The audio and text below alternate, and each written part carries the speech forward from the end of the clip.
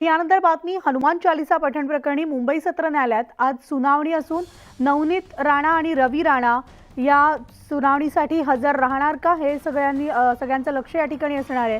कारण सुनावणीसाठी हजर राहण्याच्या सूचना त्यांना देण्यात आलेल्या आहेत आणि आज जर ते गैरहजर राहिले तर कोर्ट कडक भूमिका घेणार असल्याची माहिती समोर येते।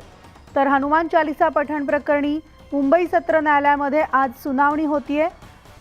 नवनीत राणा आणि रवी राणा दाम्पत्य आज या सुनावणीला हजर राहणार का, तर सुनावणीसाठी हजर राहण्याच्या सूचना त्यांना देण्यात आलेल्या असून जर ते गैरहजर राहिले तर कोर्टाकडून कडक भूमिका घेतली जाणार आहे। आमचे प्रतिनिधी प्रशांत बाग आपल्यासोबत आहेत। प्रशांत, मुंबई सत्र न्यायालयामध्ये आज हनुमान चालीसा पठण प्रकरणामध्ये सुनावणी होतीये। राणा दाम्पत्य साधारण किती वाजता उपस्थित राहण्याची शक्यता आहे, काय अपडेट्स आहेत?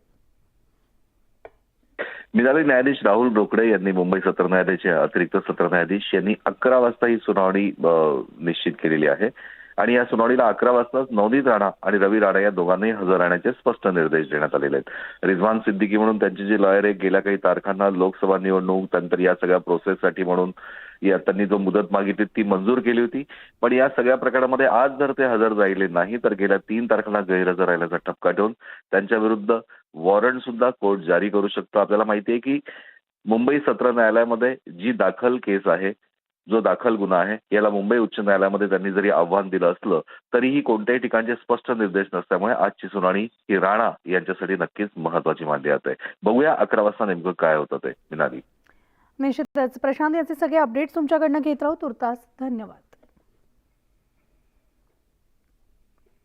तर राज्यात आता विधान परिषद निवडणुकांचे वारे वाहू लागलेत। दरम्यान विधान परिषद निवडणुकीत महायुतीमध्ये वितुष्ट निर्माण होण्याची शक्यता आहे। मुंबई शिक्षक आणि पदवीधर मतदारसंघात भाजप, शिवसेना आणि राष्ट्रवादी काँग्रेसमध्ये थेट लढत असून उमेदवारी अर्ज मागे घेण्याचा आजचा शेवटचा दिवस आहे। त्यामुळे अर्ज मागे घेण्याच्या शेवटच्या दिवशी महाविकास आघाडी आणि महायुतीमध्ये कोणते उमेदवार आपला अर्ज मागे घेणार हे पाहणं आता महत्त्वाचं ठरणार आहे।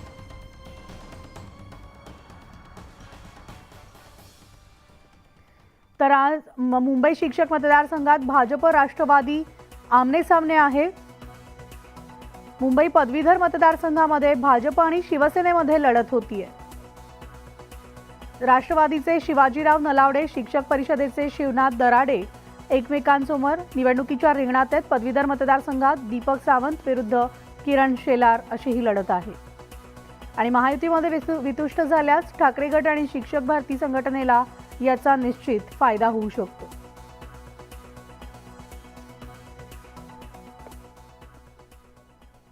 तर नाशिक विभाग शिक्षक विधान परिषदेच्या निवडणुकीसाठीचा अर्ज मागे घेण्याचा आजचा शेवटचा दिवस असून अर्ज मागे घेण्याची मुदत संपल्यानंतर नाशिक शिक्षक विधान परिषदेच्या जागेचं चित्र स्पष्ट होणार आहे। महायुती विरुद्ध महाविकास आघाडी अशी सरळ लढत या मतदारसंघासाठी पाहायला मिळणार आहे। विशेष म्हणजे या निवडणुकीतही ठाकरे विरुद्ध शिवसेना अशी लढत रंगणार आहे। अनेक नाट्यमय घडामोडींनंतर काही उमेदवारांनी आपले अर्ज परत घेतलेत, मात्र आजच्या शेवटच्या दिवशी अजून कोण अर्ज मागे घेणार याकडे उत्तर महाराष्ट्राचं लक्ष लागले।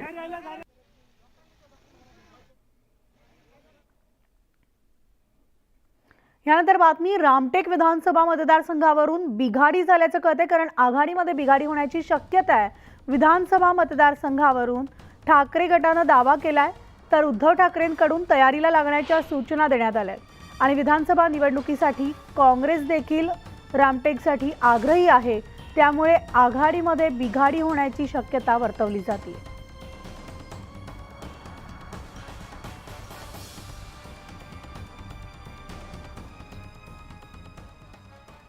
लोकसभा निवडणुकीमध्ये मुंबईतील जागांवर उद्धव ठाकरेंचा डंका पाहायला मिळालाय, मात्र मुंबई उत्तर पश्चिम मतदारसंघात मोठा ट्विस्ट आलाय। मुंबई उत्तर पश्चिम मतदारसंघातून फेर मतमोजणीमध्ये 48 मतांनी शिवसेनेचे रवींद्र वायकर यांचा विजय झाला, त्यावरून आरोप प्रत्यारोपाच्या फैरी झाडू लागल्या।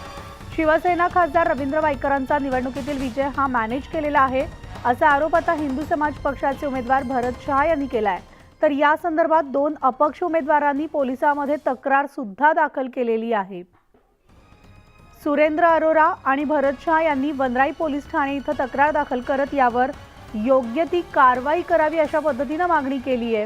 तर रवींद्र वायकर आणि त्यांचे नातेवाईक मतमोजणी केंद्रावर त्या दिवशी मोबाईल वापरत होते आणि त्यामुळे काही वेळ मतमोजणी थांबलेली देखील होती, असं या तक्रारीमध्ये उल्लेख आहे. मात्र अद्याप कुठली कारवाई करण्यात आलेली नाहीये आणि त्यामुळे वायकरांवर कारवाई होतीये का हे पाहणं आता महत्त्वाचं ठरणार आहे.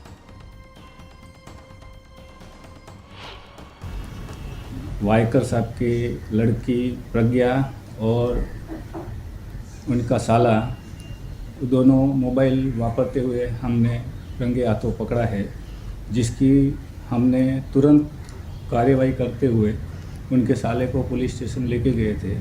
लेकिन आज दिन तक न एफआईआर पुलिस स्टेशन में लिया जा रहा है और ना ही कोई कार्रवाई कर रहे हैं, और हमने एप्लीकेशन भी डाला है लेकिन फिर भी उसका कोई जवाब नहीं मिल रहा है। तो कृपया तुरंत कार्यवाही की जाए, ऐसी हमारी मांग है।